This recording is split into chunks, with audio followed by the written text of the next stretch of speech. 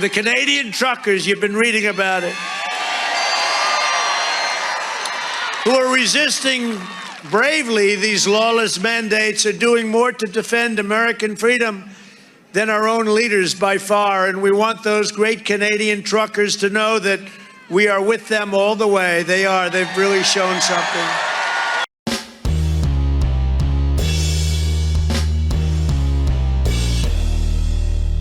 How's everybody doing? My name is Anthony Brian Logan, and today we got to talk about the Canadian trucker convoy protest and the media's overreaction to it. Now, this is probably the largest convoy of trucks ever. It'll be in the Guinness Book of World Records. It's that big. And why are they protesting? What's going on? Well, Canada has very strict lockdowns and mandates and so-called requirements due to the bug. And these truckers and a lot of Canadians, quite frankly, do not like it. So they decided to protest at the capital city of Canada, which is Ottawa, Ontario. That's right on the border of, Quebec and Ontario, Canada. So that's why they're out there. They don't like it. And the media, of course, does not like it. They're trying to call these truckers racist and fascist and all types of stuff. And of course, the U.S. media wants to give their 2 cents. MS13DNC, aka MSNBC, gave their 2 cents on it. And before I go any further, let's roll that clip. In this clip, you'll see Joe and Mika, my favorite ridiculous anchors. You'll see them talk about what's going on. After we get done watching that, I'll come back. I'll talk about what they said there. Then I'll give you the rest of my 2 cents and my deep detailed analysis. And then I'll wrap it on up with a nice bow on top. So without further ado, let's go ahead and roll it. Dozens of trucks and other vehicles could be seen blocking the downtown area of Ottawa as protesters rallied against vaccine mandates, masks, and lockdowns. That seems like an interesting way to spend your weekend. The demonstrations were initially aimed at pushback against vaccine mandates for truck drivers crossing the U.S.-Canada border. But the movement escalated into an expression of disapproval with the Canadian government's COVID-19 policies. Officials say several investigations are underway into reports of severe vandalism and criminal behavior, including the desecration of national monuments.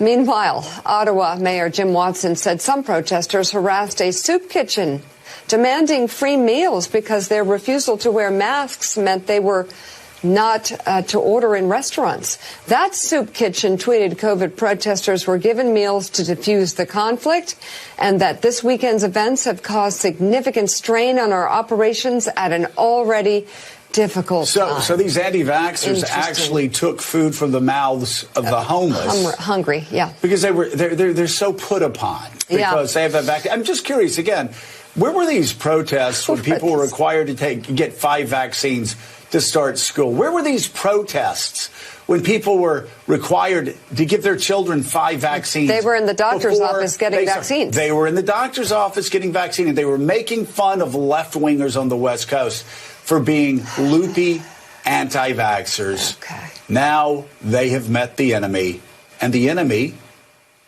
their enemy, is themselves, because they've become what they hated. They've become what they mocked, and now they're taking food from soup kitchens because they're so put upon for being asked to do what they've been asked to do, required to do their entire lives. It's a cult. Yes, it is.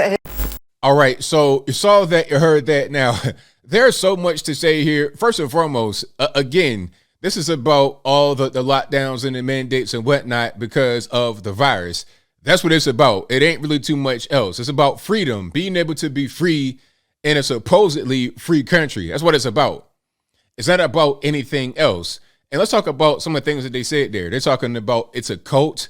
Why is it that when there's a movement, when there's a protest with a lot of people that have a different point of view, that's considered a cult? Why is that? Okay, I mean, what's the motivating factor behind it? From my point of view and my humble opinion, it's to discredit. That's what it's all about, because a lot of the things they say, a lot of their critique did not get laid at the feet of Black Lives Matter or anything like that, or of those that support Joe Biden, or of those that want to support the vax and the mandates and double mask and quadruple mask and everything else. Okay, people that don't want to leave their house for 2, 3, 4, 10, 20 years because they're scared about the bug. Okay, so why is this considered a cult, but those other things aren't considered a cult? Okay, Black Lives Matter is a prime example. That is a lot of people that want to go and destroy things and attack people, all because they believe Black Lives Matter and hands up, don't shoot, and all this, that, and the third, and trust black women, support black women. They believe in that, but at the same time, they'll take out a gun and shoot you over that. Now, what is that? That seems pretty dangerous to me. Why don't you label that a cult? It's because they're liberal, they're leftist, and MS-13 DNC have a sworn allegiance to anything liberal or anything leftist. So they dare not criticize their own side for doing dangerous and violent things. Like, regardless of what you think, you could agree with BLM or not agree with BLM, but I think anybody would say that an 8-year-old little girl by the name of Sequoia Turner had no reason to be killed by these people. Like, there's no way you could say that that's okay. However, the mainstream media will ignore it or excuse it. Oh, well, they're fired up because of their beliefs, all this, that, and the third. Well, why are you killing little innocent kids, though? Little innocent black kids? What's that got to do with it? But I'm going to digress as I'm getting triggered. The whole point is that they don't want to look at certain things that would fit the criteria of being labeled a cult that they're trying to lay at the feet of the truckers. Okay, that's one thing. The second thing is they're talking about they're desecrating national monuments. Really? Desecrating national monuments? Well, I think they're referring to the statue of Terry Fox. Now, part of my ignorance, I don't really know what that is. I'm not a Canadian. I don't know a lot about Canadian history. I did do a teeny bit of reading before this. I know the person's name is Terry Fox, and I'll place the so-called desecration on the screen before you. So I think there might have been some white paint at the base or some kind of chalk or something like that that was put on them. I'm not sure if that was there before or what, but then they put a resist mandates sign on them, and then they had an upside down Canadian flag. So is that the equivalent of desecration? Again, let's go back to BLM. All these other little subversive groups right here in the US of A.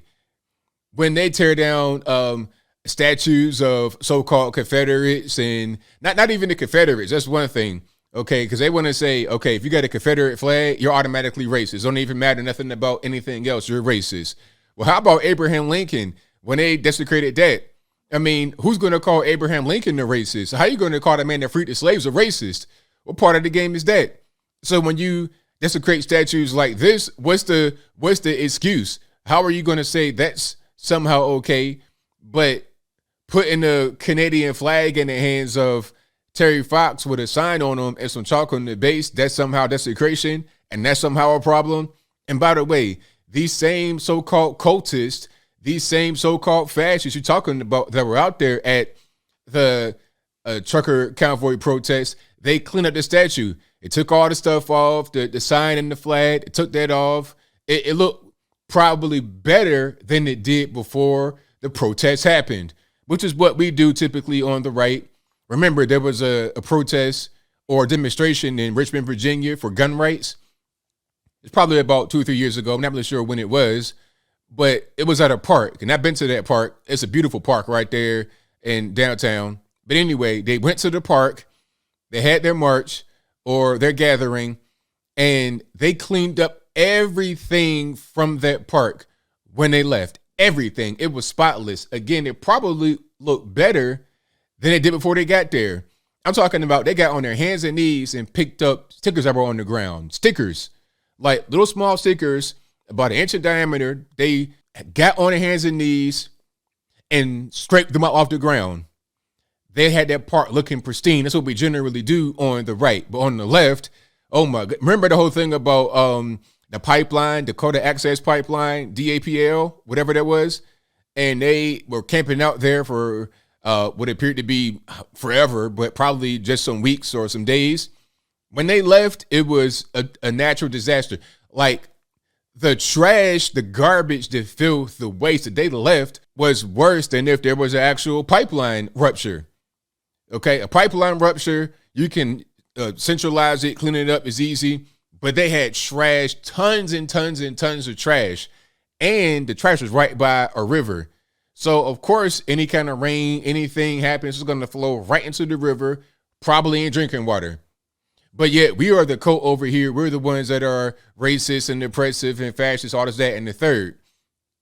And going back to the whole thing about the Confederates, how anything Confederate would be seen as racist. Now, somebody had a Confederate flag on their truck and or a Confederate flag where they were walking. I know I saw that guy that was walking with a Confederate flag, but I read there was a Confederate flag on the truck. First of all, who's bringing the Confederate flag to Canada? What's the Confederacy got to do with Canada? That's obviously somebody that was there who shouldn't have been there. Somebody that was trying to make things appear one way. It was an excuse for the media to write about it. When you're reading some of these stories, like I read on thehill.com about the trucker convoy protest, and they said it was a guy with a Confederate flag. Oh, how convenient. One guy out of the thousands had a Confederate flag, and you report on that. Probably your own guy you sent there just so you were able to write it and not be seen as pushing misinformation. Oh, yeah, it was a guy with a Confederate flag. One out of the 20,000 people that were there was one guy. We're worried about him, not the other 19,999 people. That's how they do in the mainstream media. And you know what? This protest is bigger than the lockdowns and the mandates because of the bug. That's the primary reason. But it's also protesting how freedoms are being curtailed by the whole complex, by the politicians and the mainstream media alike. This is the reason why we don't trust mainstream media. They'll publish stories that are halfway right, halfway wrong. They'll misrepresent information. They'll try to hide information. They'll try to label you as something that you're not because they don't want you to speak. That's why we don't trust the mainstream media. This is why people like Joe Rogan are beloved by the everyday regular normie like you and I, because he is not tied down to all these rules and restrictions and regulations and boxes. He's just him. Okay, I'm a conservative guy through and through 100%. I don't need Joe Rogan to identify as that. He could just have honest opinions. Honesty, being transparent, is the best policy. Okay, you can agree with me, disagree with me, that's totally fine. But let's be honest, okay? Let's stop all this nonsense. Like the politicians talking about, oh, well, you got to wear a mask, you got to stay home, and your kids got to wear a mask in school. Meanwhile, they go to the club, dancing, partying, no mask on. They're going to NFL football games. I saw some pictures of Magic Johnson. And by the way, I'm not sure who his doctor is, but he had that big virus for the better part of 25 years. But different story. I digress. The point is that I saw him in the picture with California Governor Gavin Newsom, LA Mayor Eric Garcetti, and San Fran Mayor London Breed. Nobody has any masks on. Ain't nobody doing no distancing. But your little 8-year-old boy got to be in class with a cloth mask that does nothing for him except for create all kind of schmutz and bacteria. The mask, by obstructing this airway, is probably making them sick when he would have been totally fine without it. And it doesn't even work to prevent what they say it's supposed to prevent. So as I close, I'm going to say this. I think we've all had enough of this. We've all had enough. We're pretty much done. Shout out to the truckers. Hey, without you guys, things are not going to be able to operate properly. The supply chain, which is already fragile, is already pretty much hanging by a thread, is going to be in total shambles. You want to go to the grocery store, get some chicken, beef, toilet paper, whatever you want. It ain't going to be there if you can't get products from point A to point B. And we need truckers for that. So hopefully Trudeau, who now has the bug himself after getting vaxxed and boosted and masked and shielded and all that kind of good stuff, hopefully he comes to his senses and strikes down these mandates and restrictions and lockdowns, because it's not helping. All it's doing is making the economy unstable, making the supply chain just be in shambles. You have next to no staff at any restaurant. It's doing much more harm, and actually about to say more harm than good, but all I see is harm. I don't see the good that it's doing. I don't see anything else other than negativity coming from this. But I think I'll leave that right there for now. And what say you? How you feel about all these lockdowns and mandates and whatnot and the trucker reaction to it? Whatever your thoughts are, let me know in the comments below. How do you feel about the mainstream media's reaction? Is it predictable? Is it the reason why people don't trust the mainstream media much anymore? Whatever your thoughts are, let me know in the comments below. You guys know where I'm at. I say shout out to all the truckers out there, and shout out to everybody that is believing in common sense, believing in real science, okay? When you have Joe Rogan on his podcast, bringing on actual scientists, actual doctors with peer-reviewed studies, well-trusted, well-respected. They got patents for certain vaccines and whatnot. When they come on the air and they speak their piece and they're shut down by people like Joe and Mika, who have probably a degree in coffee making, when they're shutting them down, you know something's going on aside from them just trying to preserve reality and truthful information. But whatever your thoughts are, please let me know in the comments below. And that's all I gotta say for this video. If you like what you heard, please comment, rate, share, and subscribe. Peace.